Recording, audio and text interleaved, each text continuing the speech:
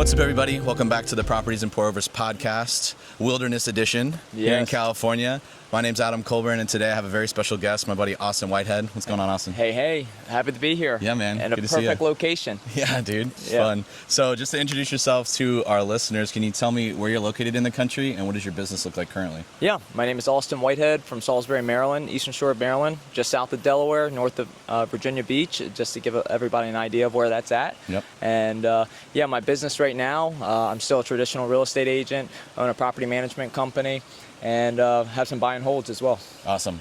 Are all your buy and holds in Maryland? All my buy and holds are in Maryland right now. Cool. Yep. Awesome. And so you've been in that game for quite some time. What did life look like before real estate? Yeah, so before real estate, I was going to school for accounting. Actually said, I gotta, pursue this. I was told, hey, get my real estate license while I was in school. So I did it. Kind of dabbled with it a little bit while I was in school, but I said, I went to school for accounting. I need to go do this thing. So I went up to the big city, went up to Baltimore, D.C., was working up there. Okay. That's when I learned what traffic was and working in an office, and all the things. And sure. and I was like, I don't think this is for me. And I decided I'm going to go back home and left the W-2 job. I didn't have any kids, any responsibilities. I wasn't married, and I said, hey, I'm going to try to do this real estate thing, and hopefully it works out. And gotcha. That was back in 2015. Just jumped off the cliff. I just built the parachute on the way down. Yeah, exactly. Yeah. Love it. Yep. Didn't have anything. That's awesome. And so when you got into just traditional real estate, did you have a mentor or somebody, like a brokerage that you joined that was kind of showing you the ropes, or were you just kind of flying blind? Yeah, so thankfully I did have my dad, who had gotten into real estate just a little bit before, but it's not like he had been in all his life. My dad was a state trooper before and had his retirement plan after retiring from the state police was to get into real estate. So so he didn't have a plethora of real estate before him, but he had gotten in, and he was the one that I went to and said, hey, you think I could come back and do it? And he said, yeah, so he was supportive of me going into it. That's awesome. And hitting the ground running. Yeah, that's cool when you can do it with your family members too. Yeah, we have awesome. A great relationship, so it's been really cool to do that. Yeah, amazing. And so were you primarily focusing on just retail clients, or were you more towards the investor side? When did that transition shift for I want to start owning properties myself? Yeah, so I actually started in the ownership. I started, real estate sales, helping other people, but pretty soon I actually had purchased my first investment property as a fix and flip. Okay. Actually, I was still in school when I bought it, and then sold it right after finishing up. Gotcha. And that's when I realized hey, I think I can kind of do this. I went up the road, and then I had come back.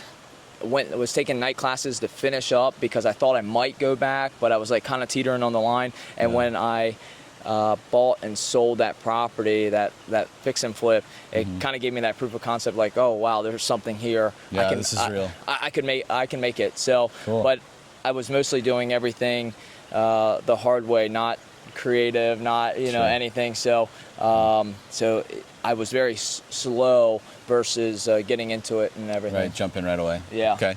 As far as lead generation, were you typically just buying stuff on the MLS? I assume because you're a realtor, or you could kind of see what was going on, or were you going to wholesalers or doing direct marketing yourself? Yeah, at the time it was mostly on market, maybe some auctions and things like that. Okay. So, but yeah, I didn't have a huge network of wholesalers at the time. Yeah.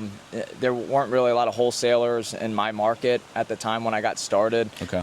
There's been some that have come up, but kind of being out there and just really going on market thing. So, but that now has shifted to where, hey, working with other people to get deals is where it's at kind of before it goes on market. Totally, yeah. Well, it's just that speed to lead, right? If you're just waiting for something to come on the MLS, will a deal come? Yes, but you're probably gonna have to look at 300. Yeah. When you could just go to somebody that knows how to source the deals directly. Exactly. Do more deals that way. Exactly. I think the wholesalers, there's definitely a need for them in that investment realm, and to help individuals that are in that need, and they're the ones that are knocking on doors and making the cold calls, and making things happen. So for sure. Yep. Yeah. Okay. Cool. And so when did you find out about like creative real estate and PACE and all that world? Yeah, so honestly, I had seen Pace kind of show up on my feed, but I just thought he was some guru, to be honest. Yeah. And I then had a deal that kind of came up. We were talking, and he was like, yeah, if I could just have someone take over my payments, like I just want to walk away from this house. If I could even have that, that would be awesome. Yeah. And I said, whoa, there was this guy named Pace Morby, I think, and I went back and I looked him up and I looked up his free information, and I actually settled on that subject to just using all the free Facebook information, using Pace's videos, and I said, wow, there's something here that I don't know, and I decided to go the squad up, and I had never seen anybody, really do it in my area, and create a finance in my area. And so I was like, I'm going to go there. And when I went to Squad Up, I met so many great people. I've been to a lot of conferences on the realtor side, but I mean, just the community that Pace has built, and that's there, the Subto community. Everybody's so open, welcome, free to give knowledge, all the things. It was so cool. And I immediately after going there, I was like, sign me up. So I went all in. I love it, dude. That's awesome. Yeah, there's nothing like this community. So. So we're both in Owners Club, right? Yep. The higher level mastermind within Subto, and Pace is really pushing on this Mount Everest, right? This big vision that we want to chase for the next 3 to 5 years that we can't do alone.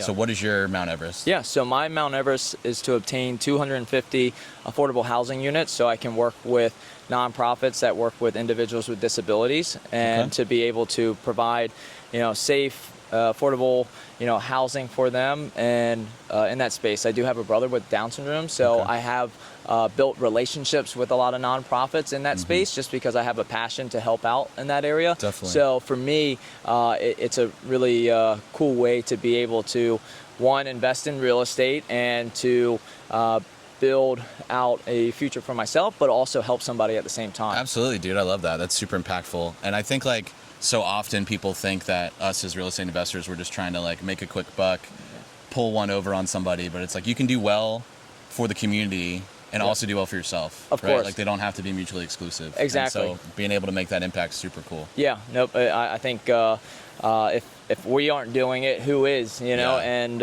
there's definitely a need there. So, and if not me, then who? Right. Absolutely. Yeah. And so for that big vision for the 250, are those mainly in your market? Are you looking kind of nationwide? I'd expand a little bit more out of just in my backyard. I am buying in my backyard, but I'd expand that a little bit further to the Mid-Atlantic and the Carolinas, and to look to buy more units in that area. Love it. Okay.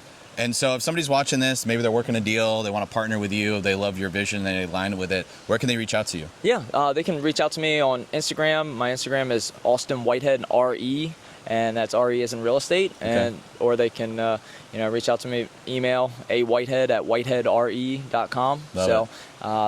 Find me on Facebook as well. Amazing. All right, one more question for you. So if you were able to talk to yourself back when you were just getting started, you made that decision to quit your job and jump into real estate full time, what's that one piece of advice that you would give to yourself, knowing what you know now? Yeah, I definitely wouldn't have tried to do everything on my own. I would have definitely reached out to other people, and because you don't know what you don't know. And I think for the longest time, I tried to work it hard on my own, and just being in that hamster wheel.